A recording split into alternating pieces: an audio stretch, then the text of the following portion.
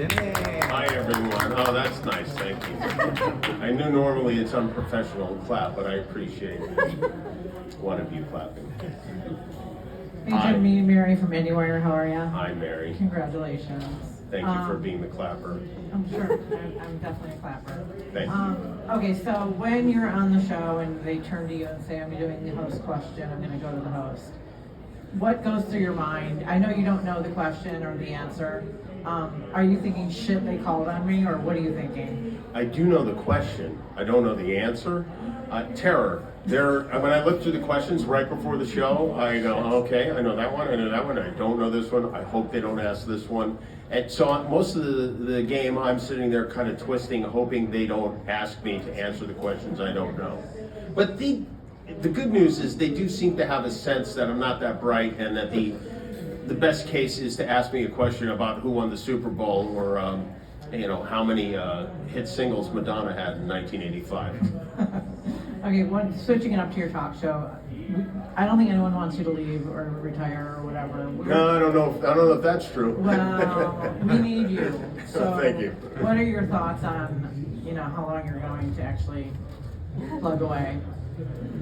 Well, I don't, I'm not prepared to answer that question, but it is something that I think about a lot, and things have changed a lot over the last few years, over the last, 9 years, I guess, and each day is a new adventure, and I kind of take them as they come. Is that a good way of dodging the question? Okay, thank you. Hey Jimmy, Marcus with Gold Derby. I was touched in your speech. You mentioned Regis Philbin, the original host. Is there That's right. Anything you'd like to add about Regis?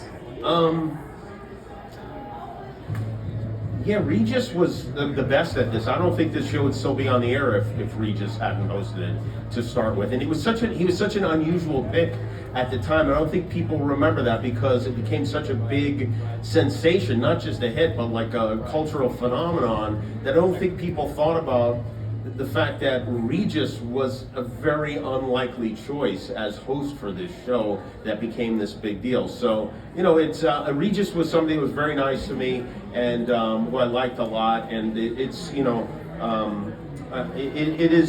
exciting to have this, and to know that he has this same Emmy somewhere in his family's collection as well. Hi, Jimmy. I'm Sarah with Awards Buzz. Congratulations. Thank you. You talked a little bit about Win Ben Stein's money, and you have done your share of hosting over the years. Is there anything you haven't hosted yet that you would like to? A Seder? I've never been invited to a Seder, and I kind of don't know why. It's never happened, but now I put it out there. I feel like it's going to be a forced situation. I'm going to say welcome. But I do remember something, when we won the Emmy for Win Ben Stein's Money, it was very, very, very surprising. I was really surprised to win this night. But when we won that Emmy, Comedy Central, we went on the air the same week South Park went on the air. And Comedy Central was not a channel that many people watched. And we were up against these titans, the same shows we're up against now, Wheel of Fortune and Jeopardy. And we didn't know, I get recognized maybe once a month at that time. We didn't know anyone was watching the show. And so when we won, we were I think it was the first Emmy Comedy Central ever won. We were very, very excited. And I specifically remember being at that ceremony and seeing Susan Lucci in the front row, and she had lost 15 years in a row. She lost the Emmy. It was like the big story every year at the Emmys. So when we won, I said something to the effect of, it seems ridiculous that we would win this in our first year. And I got down and I handed the Emmy to her. I gave it to her. And she later gave it back. She rejected it. But it's something that I think at the airport the next day, the lady at the TSA goes, "Are you the guy who gave Susan Lucci the Emmy last night?" I was like, "Yes, I'm that guy." And I still have it.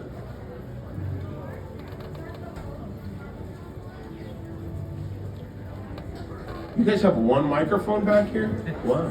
Hi, Jimmy Scott with People Magazine. Like Regis, I feel like you are a creature of television. It is something that has kind of been part of your life, and that you are almost uniquely suited to get into the business. Can you talk about your relationship with TV throughout your entire life? TV is more important to me than anyone in my family. I love television. My wife gets angry because I put a television in every room in our house.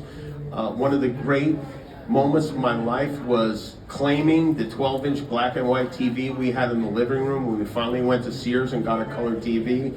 As soon as that new TV went in, I grabbed that little TV and I ran upstairs and I plugged it in, and my parents and I would watch TV. I'd be watching the same show they were watching, like we'd watch Hill Street Blues together every I think Thursday night, and I'd be up on the balcony during the commercial breaks. We would review the show. They would be down in the living room watching on the color TV, and I'd be up watching on my little black and white TV. And that's where I discovered David Letterman, so it's very special to me.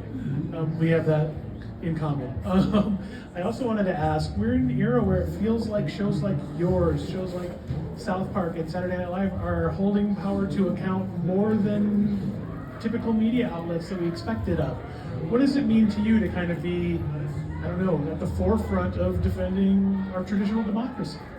Well, those are heavy thoughts, and I have a tendency to reject them. I don't necessarily feel like I'm defending democracy, but I do feel like I'm giving this guy a little poke, and he deserves it, and I enjoy it, and I love that people enjoy it too.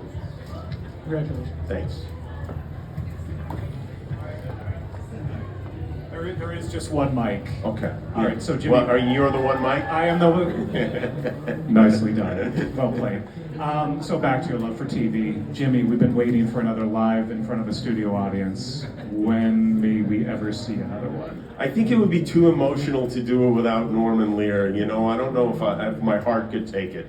Yeah, but in memory, I mean, there's so many shows you guys didn't get to. Well, the great thing about doing that show with Norman, it was a way to honor him in the way that you honor people after they've passed while he was still alive. So I just thought that was, for me, the best part of the whole deal. And I don't know, it just would feel weird to do it without him, I think. So maybe do like a bunch of procedurals with Dick Wolf while he's still around? I have been hanging around outside Dick Wolf's estate, hoping he will one day let me into his world. All right, that idea is free.